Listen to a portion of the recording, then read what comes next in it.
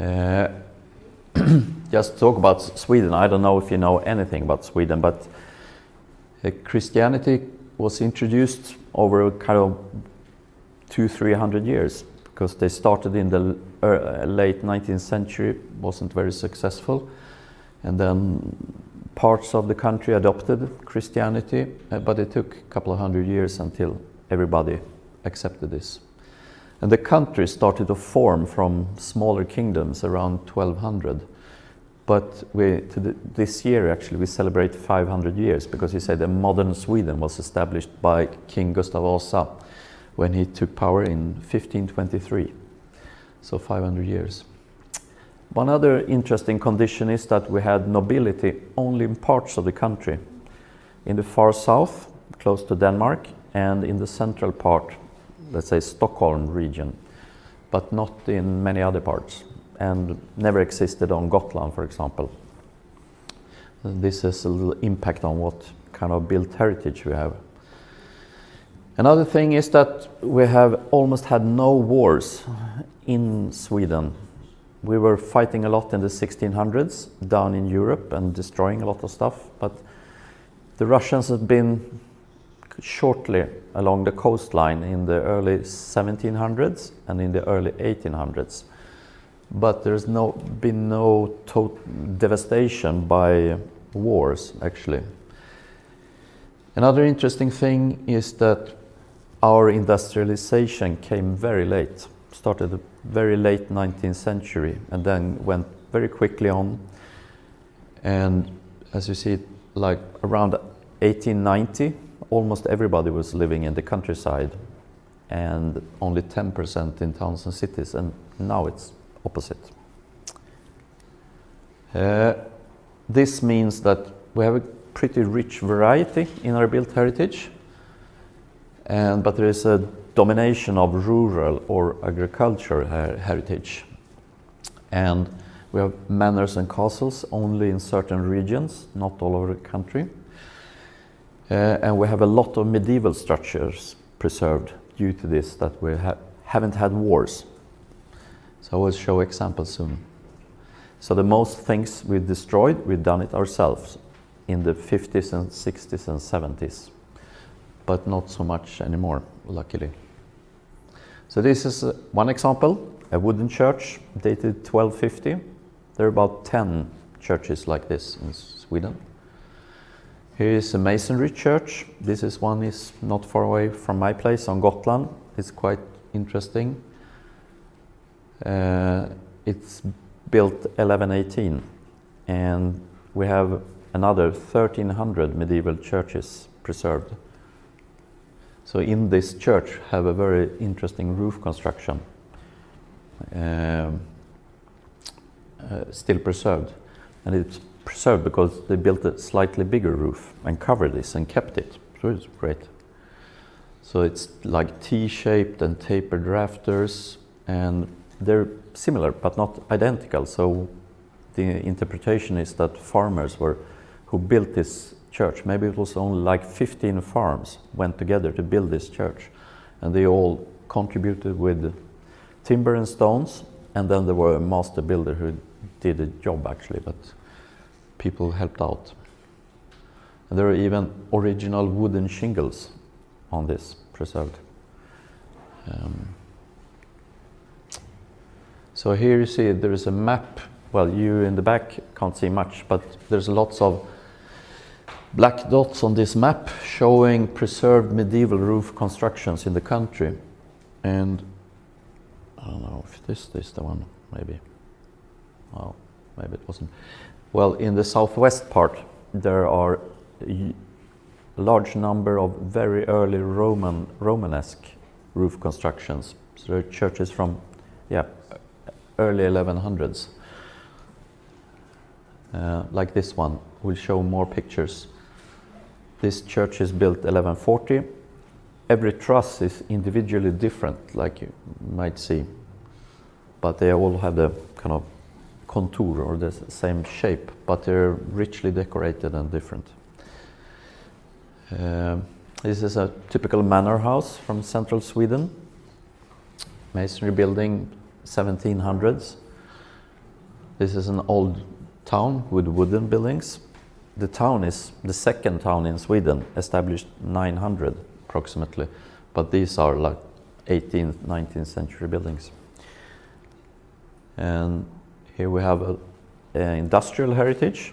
So this is a UNESCO site, an ironworks in central part of Sweden.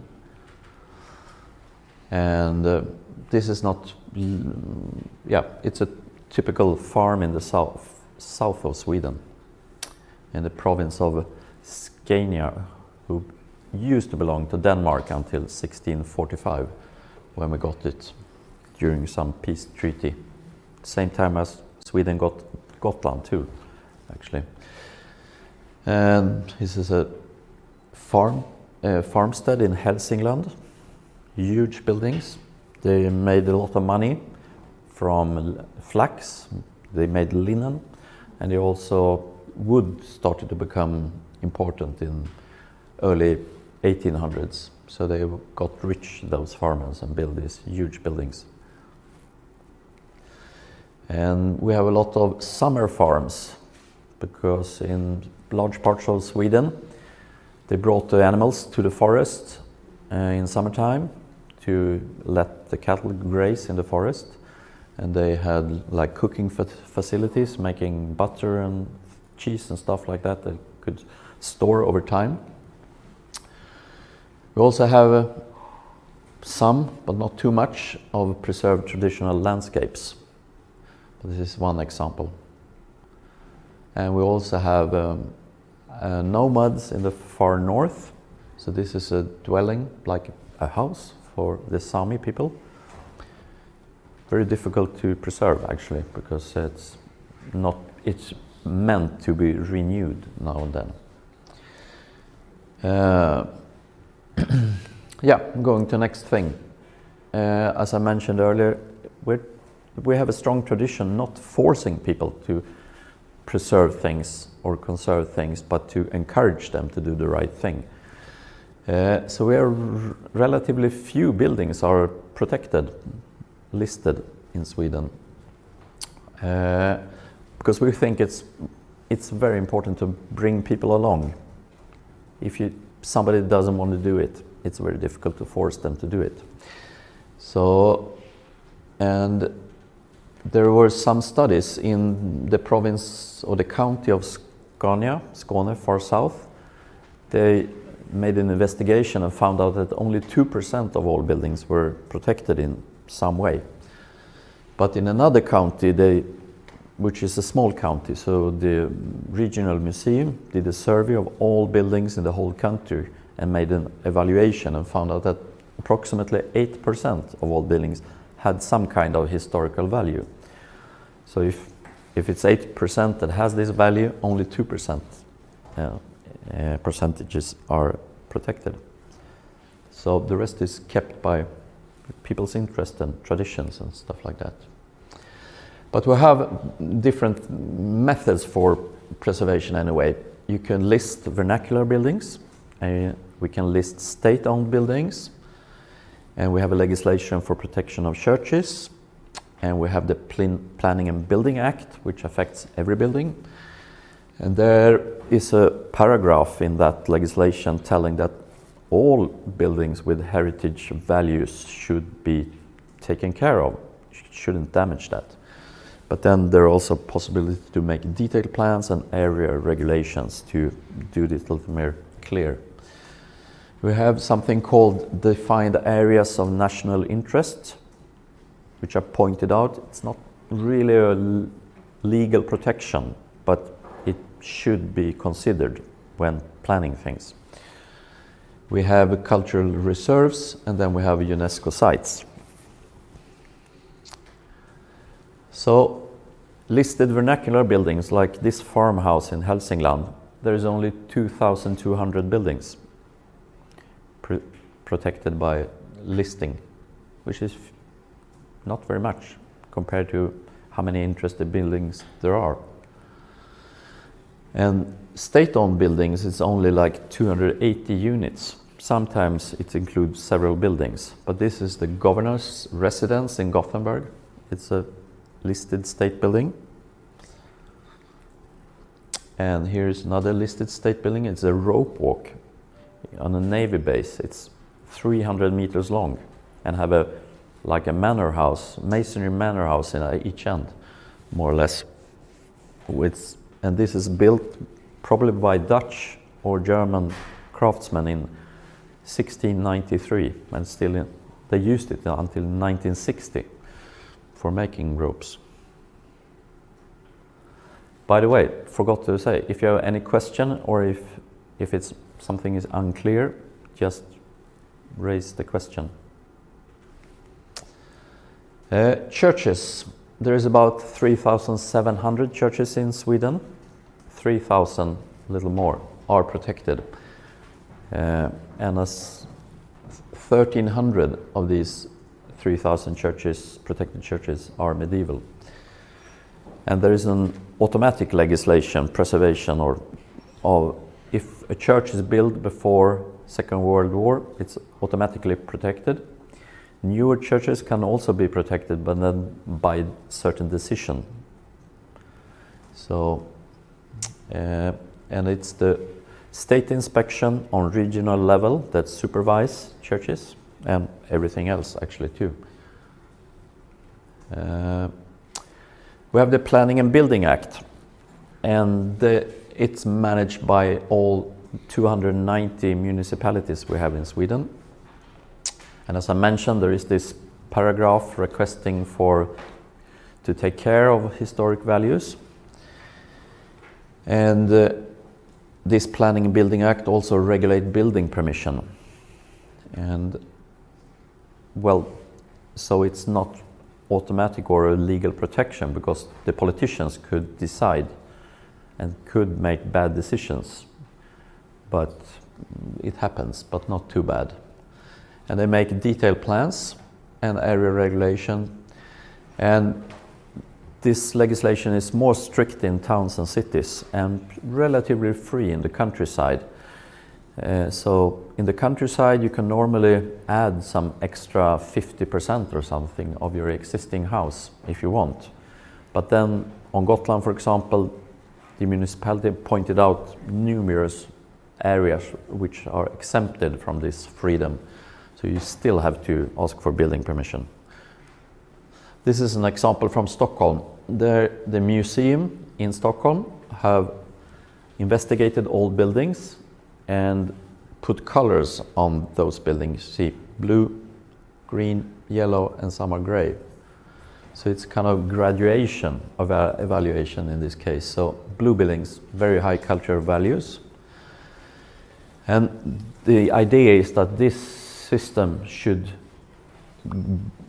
work like a support for officials and politicians to take the right decision. And it's actually followed very well, I would say. Here comes another example. That's from Visby. When it's a UNESCO site, you want to make sure it's preserved and not changed. So the municipality decided for a local building act applied on the old city center. You need building permission for everything, even maintenance work, to make sure that people not are putting plastic paint on windows or something, or changing color on a house to some stupid modern pigment or something. So it's very strict. And the idea is, of course, to preserve the town. And they made this little booklet where they describe all the values of the town, the history, and it's handed out to every house owner in the town. So this shouldn't be misunderstood or misunderstanding anywhere. And you can download it if you want. It's on the web page of the municipality. Looks like this. We have these defined areas of national interest, 1,600, and they're supposed to protect against exploitation of this area. But then you can add other type of legislation to strengthen the protection. And these all red parts here are these areas all over the country. We have cultural reserves, which is like a natural reserve, but it's something else. Normally it's agriculture production units, like old farmsteads. This is an example, old farm, on the west coast of Sweden. So it's buildings, it's gardens, and fields around it are included in this protection. And sometimes people are employed. It's like an open-air museum, but one unit. So people are employed, there might be animals and things like that, and they're harvesting hay and stuff like that. We have 15 UNESCO World Heritage Sites, and this is decorated farmhouses of Hälsingland.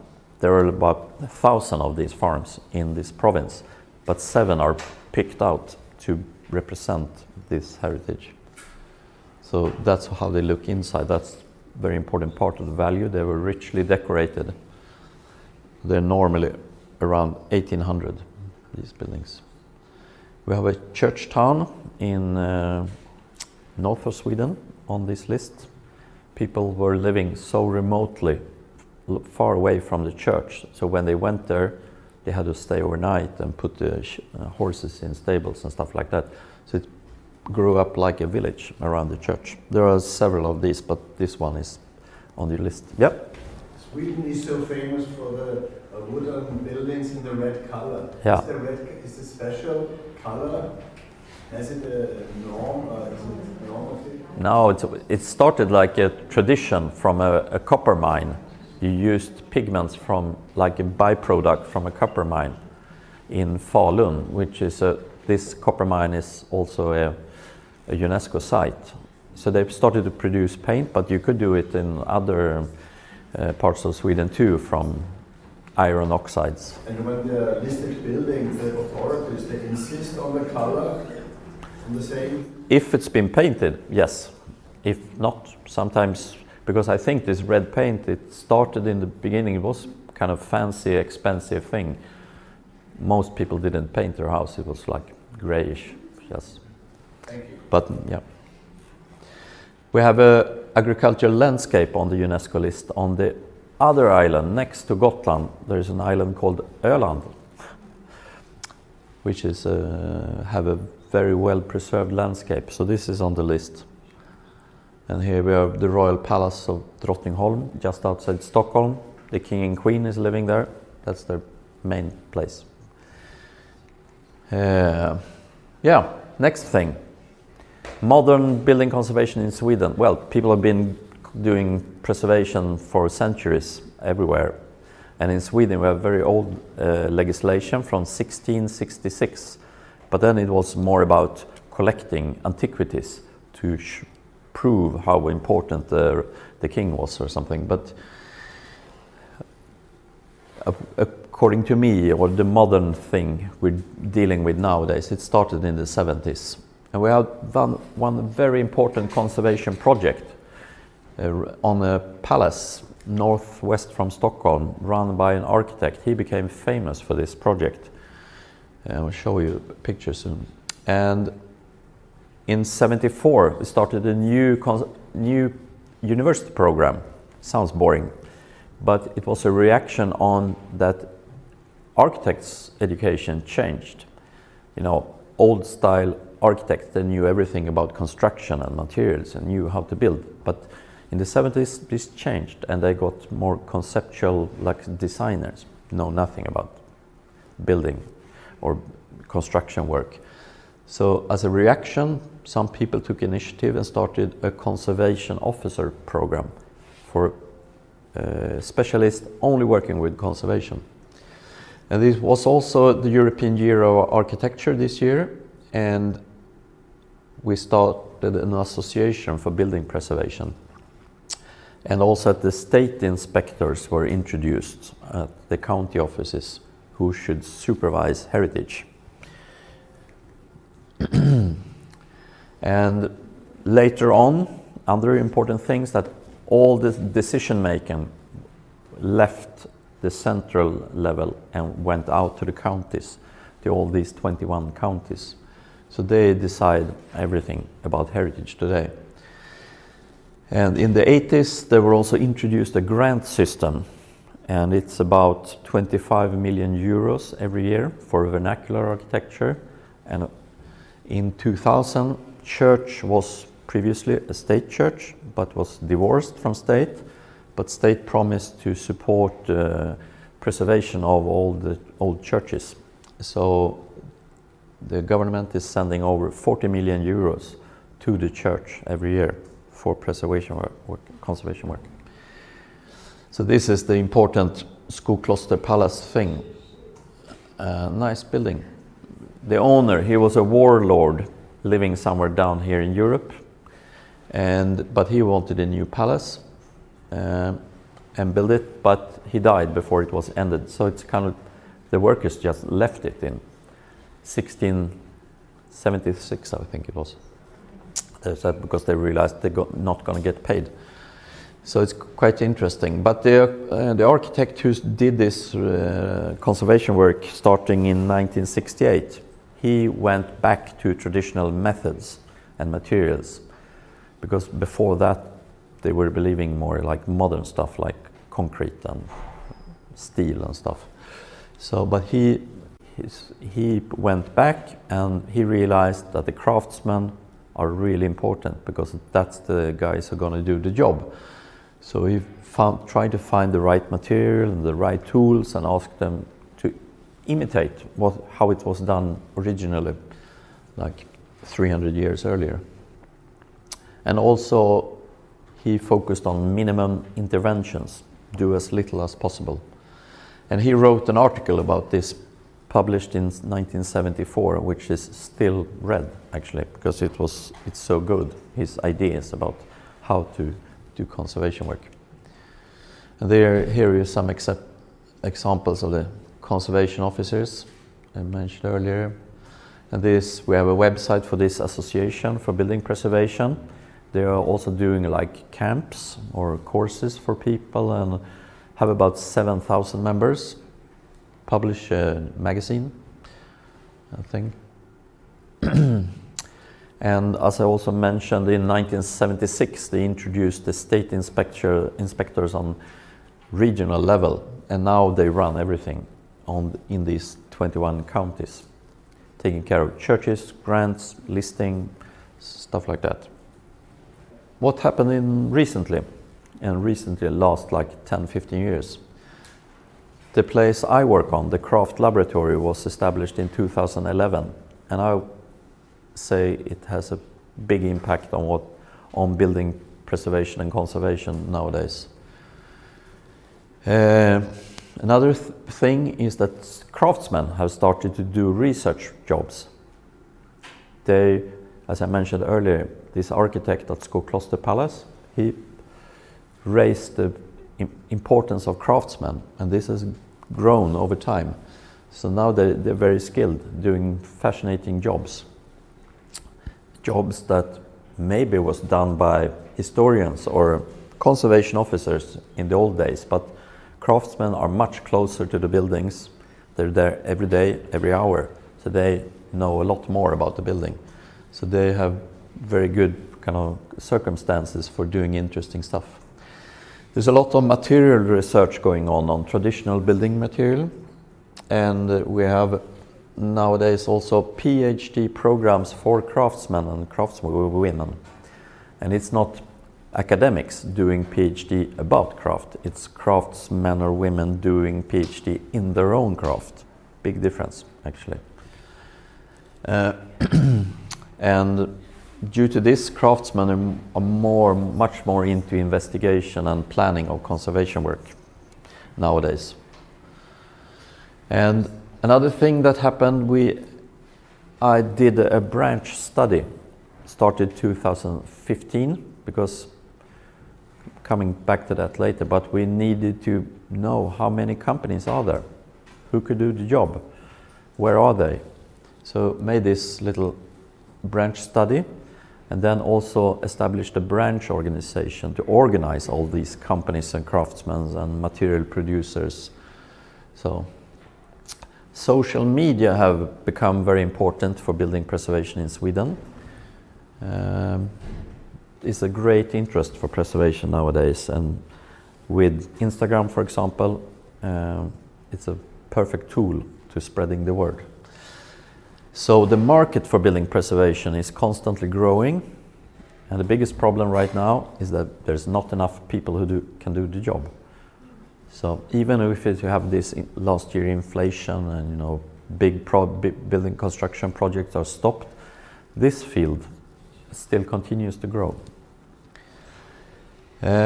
Also, new thing, we who work with building conservation know that it's a sustainable approach. Do as little as possible, using materials that can be reused in tomorrow or in 10 years. But now also the authorities has kind of realized, wow, maybe there is something to learn from the conservation industry. And also talk a little about training and education. How describe what's going on. But this craft laboratory where I work, it's a part of the Department of Conservation at Gothenburg University. We're trying to document and do research and spread knowledge in 3 fields, maybe mostly: building conservation, landscape work, and historic gardens. These are focus areas. So we collaborate a lot. Universities have 3 missions. The normally is education and research, but you have a third task, at least in Sweden, to contribute to society, and that's where we are working. So we're working towards the business, the industry, the branch. So it's not traditional university work. So we're trying to reach out. So we have several focus areas: blacksmithing, concrete. Concrete's become kind of heritage too. Masonry, dry stone, walls, roofing materials, tar, traditional paint, wooden timber, for example, lime, stuff like that.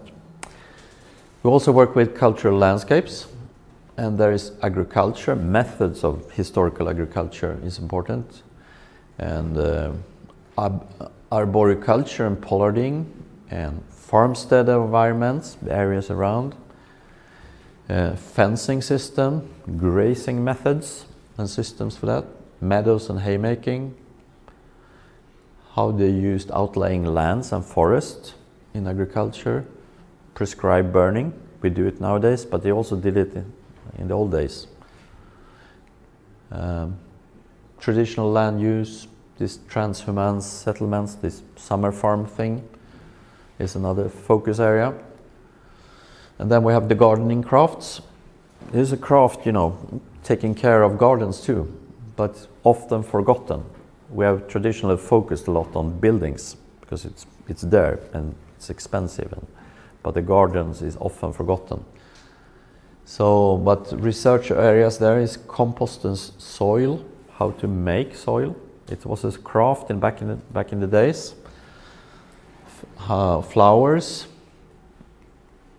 fruit trees, orchards, gravel pathways. How did they manage in the 1700s a gravel pathway? It's a craft thing. Hedges, lawns also, before modern machines. How did they do it in parks and so? So it's research going on. We also offer something called visiting craft researchers, and that meaning that a craftsman or woman in one of these areas could apply for money for a couple of months to do some investigations about the subject needed to be researched. So here's a guy. He actually he found medieval bell towers, actually, because people thought they were from 1600s, but by his craft skill he could say, wow, these tool marks, they're not from 1600s, they're like medieval. So they found like 10 medieval bell towers, which people thought were younger.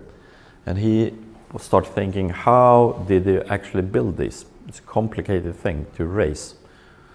So he got this visitor kind of grant and started to investigate how could they build this. So he made a report and did experiments and invited other craftsmen to discuss and then tried out things. trying to understand how it works. There's another guy. He's interested. He's a painter, doing traditional paint, but also interested in pine tar. And we have a problem recent in modern times to make the tar last on roofs. They put tar on, next year it's gone, no good. So how did they do it in the old days? Because they could make it work. And it's about cooking it and adding additives like pigment, sand, charcoal and stuff. So a lot of research work is going on.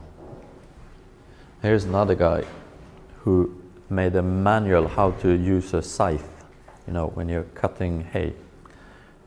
So that's also science and craft. So yeah, going back there. So you can go to our website to see all those projects people have done.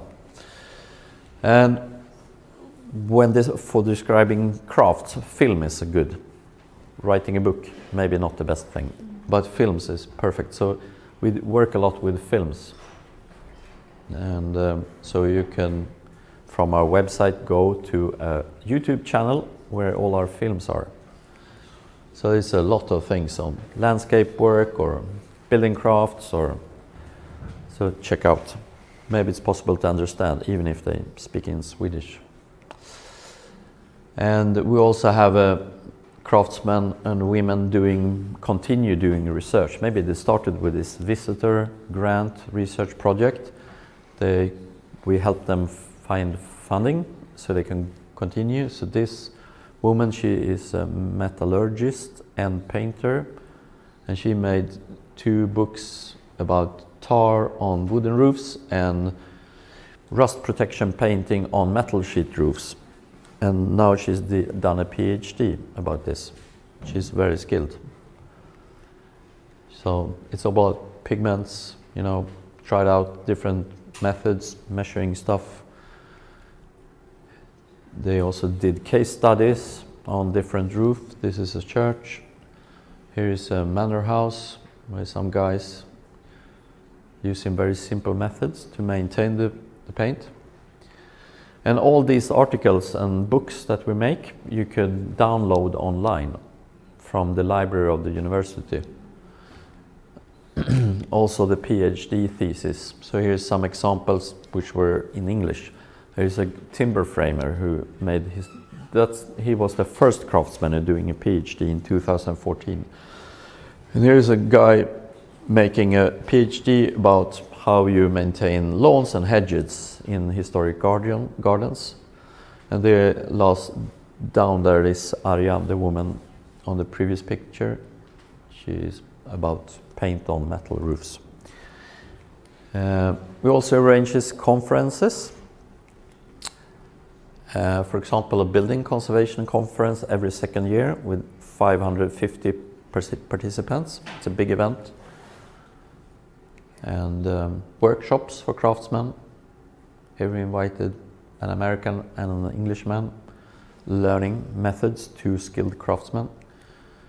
We're also trying to spread the word out in the regions. So we arrange workshops, invite people from local craftsmen, people working for church or so.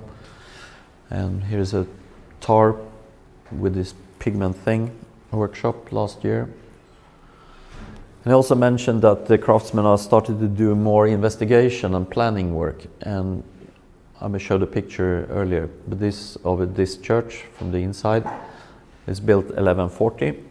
Have this fantastic roof construction, still preserved, but it was a lot of damages. So the craftsmen were doing the investigation, decided what should be replaced and repaired, did this plan, got approval, and then they started the work. So it's a lot of wooden surgery to preserve as much as possible here.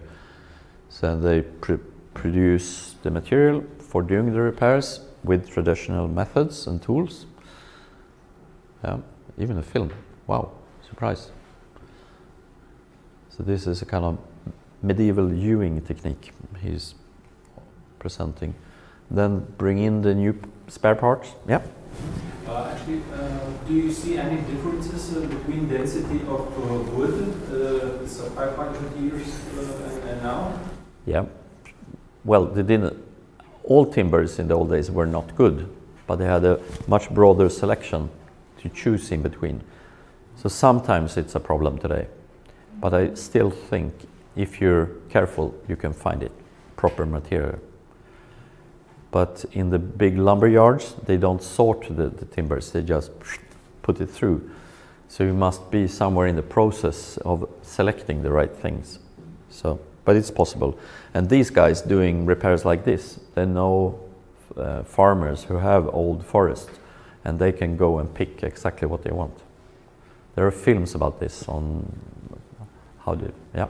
And how many years have old this wood, which good enough for his restoration, by example? I don't know, maybe 180, 200 years, something like that. So here's another film. It's a complicated work, repairing this. You know, you can't dismantle everything, or you don't want to do it, because you don't want to destroy it. So you have to put in pieces like this. But they're very skilled, these guys. And here, final result, all new pieces in place. And new tar on the roof. And we also work with networks for professionals working in this field. And there could be thematic networks, like we have a Nordic tar network for people mainly from Sweden, Finland and Norway that are interested in wood tar. So there are seminars and things like activities to stimulate start of traditional production of tar, because on the market in Sweden, most imported tar is from China. And it's made from, you know, don't know what type of pine, and are they child laborers or whatever, the environmental conditions, you don't know anything about it. And it's definitely not made for putting on roofs on medieval buildings. It's produced like softeners for rubber industry or something. So we're trying to increase the production locally, and also develop methods for application that works and lasts longer than it has been doing recently. But we also try to develop the whole field of building conservation, the business, the industry, so to say. So I mentioned earlier, we needed to know about who are these people, where are they, how many are there, how many of each specialty is there, what do they think about their life and future, and do they need something, or what? So I made this little branch study, 1,200 companies working with building conservation. And there were like, 218 general contractors. It was a little difficult to decide whatever they were, but there were like 120 consultants, conservation officers, engineers. There are like 103 window restorers, like 80 architects' offices working with building conservation. So not bad. And these numbers have probably increased.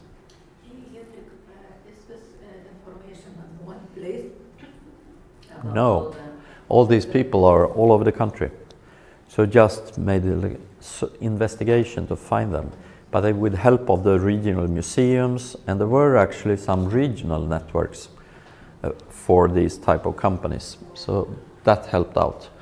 We also have specialty building conservation workshops. People who run a shop where they sell traditional paints, tools,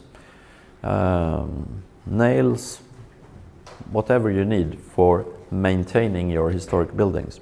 And they are very important because they're easy to find for house owners.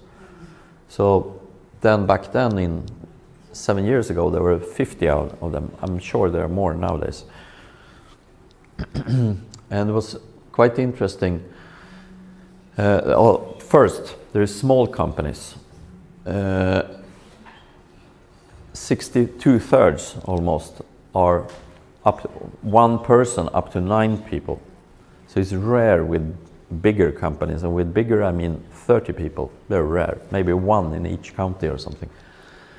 But what was interesting in that over 50% of all those companies were established year 2000 or later, mean that almost half of all these companies have been established the last 15 years before I made this study. So it indicates it's enormous growth in the market.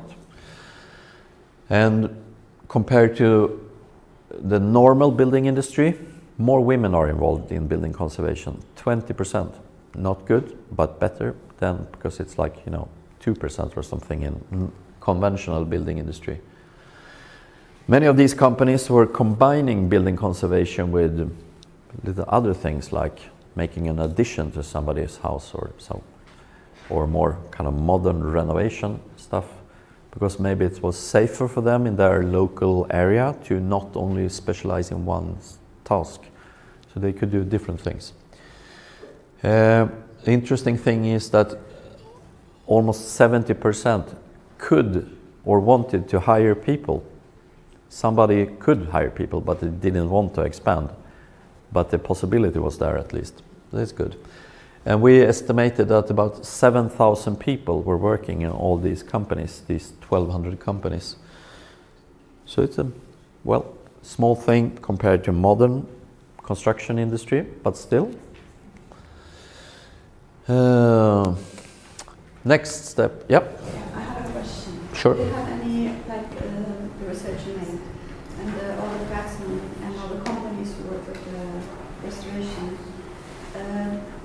there's no big how to have a specific license?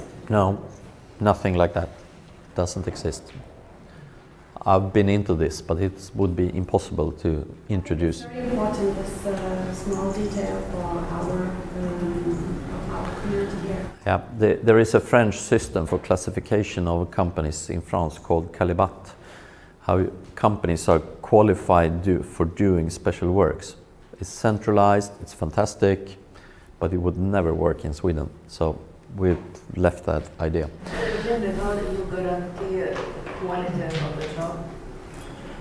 Well, you can't do it, but you could try to hire the right company who had the experience of the right job.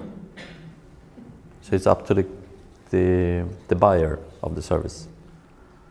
And we have these regional networks, but also a branch organization. We'll come to that soon. So we encourage owners of a house to don't take any builder in you find in the telephone catalog if people don't use that anymore, but still, you should find a specialist. Maybe you can go to these websites and find the specialists and not take anybody.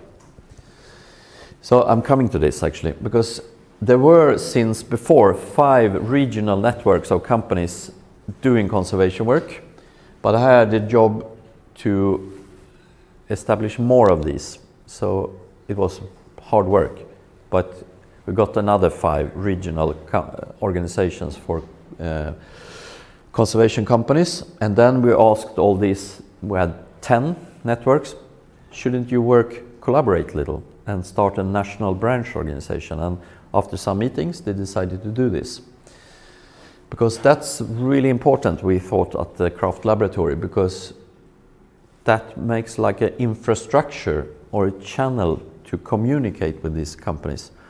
We can reach out to them and ask, do you have any problems? And if they have problems, we could address these problems by a research project.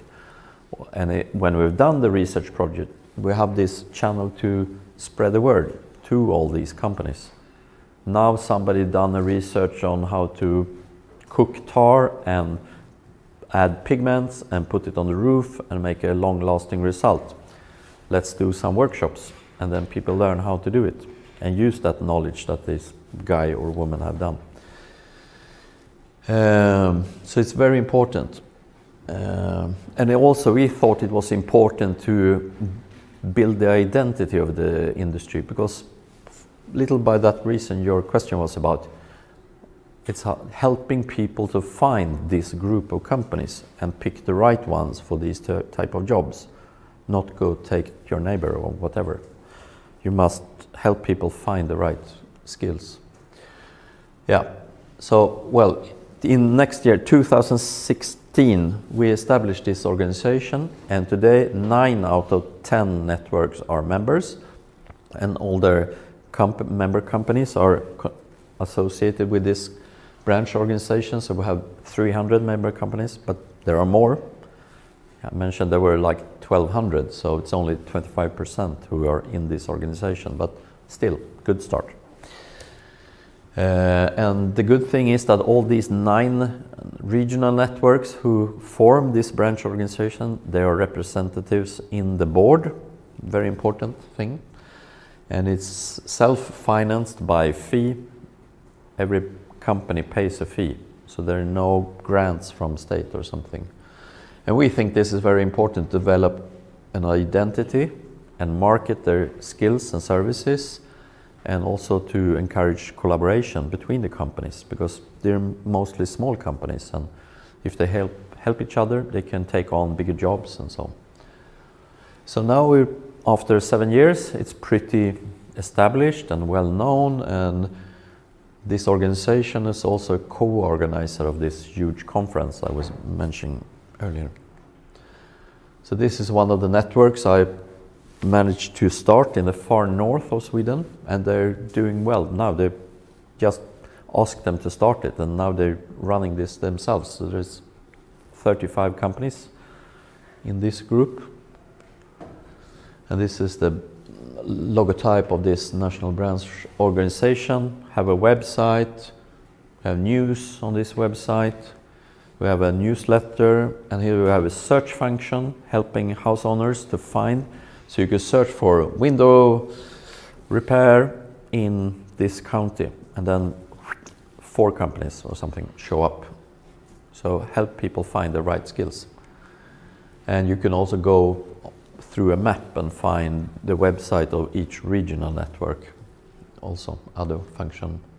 And we market like workshops to the members through the website and the newsletter. Yeah, so it works pretty fine. And as I mentioned, recently this state, the building, it's called the Swedish Housing Agency, it's kind of state agency. They got interested in the skills of building conservation companies. So we're about 15 people invited to like an advisory board for this state agency to help them make the conventional building industry more sustainable.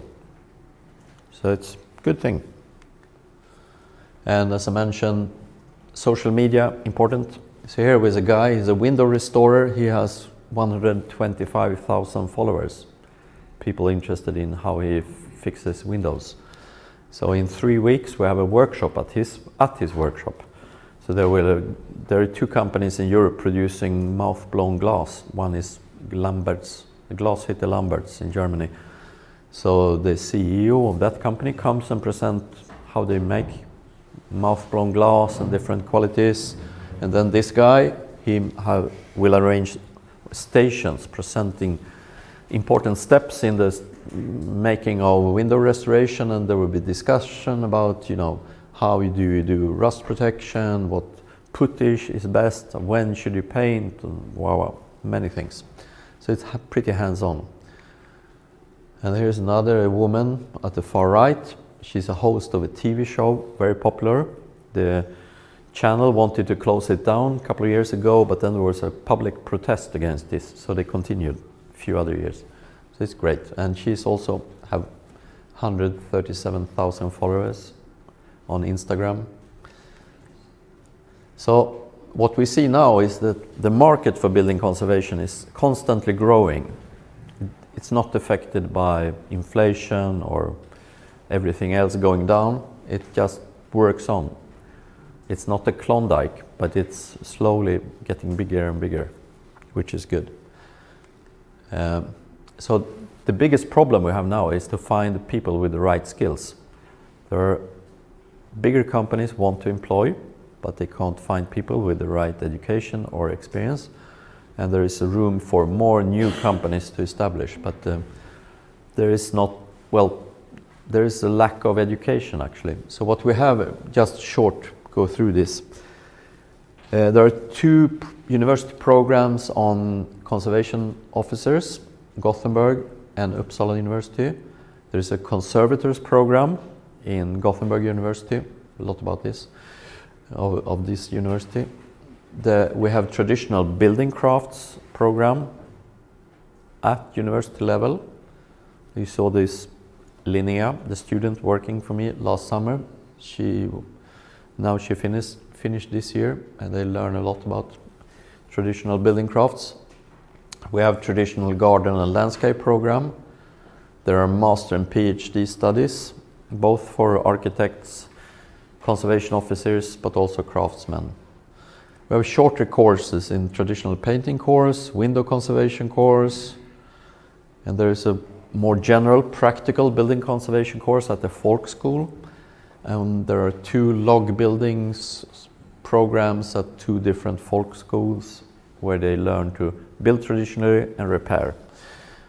And for architects, there is a special conservation kind of postgraduate course at the Royal School of Fine Arts. But this is not enough because we need more people. So that's it. Thank you.